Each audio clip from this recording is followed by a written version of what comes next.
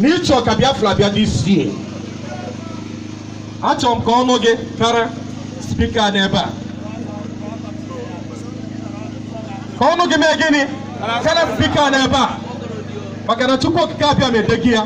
N'afọ a bụ afọ ngọzi. N'afọ a bụ afọ amara, afọ udo. Ndị zoo kwuchi anyị n'ụzọ, ụchụ gbawa ha. Ụchụ mee gịnị? Agbawa ha. Ekwuburu m ekwu na mbụ sị na onye ọbụla bụ onye na-agba mgba imegide IPOB na ana ga-etiweli onye dị otu a n'ụtụtụ n'efifie n'abalị. Ọ bụrụ na ị chọrọ ka Biafra bịa n'afọ a, IPOB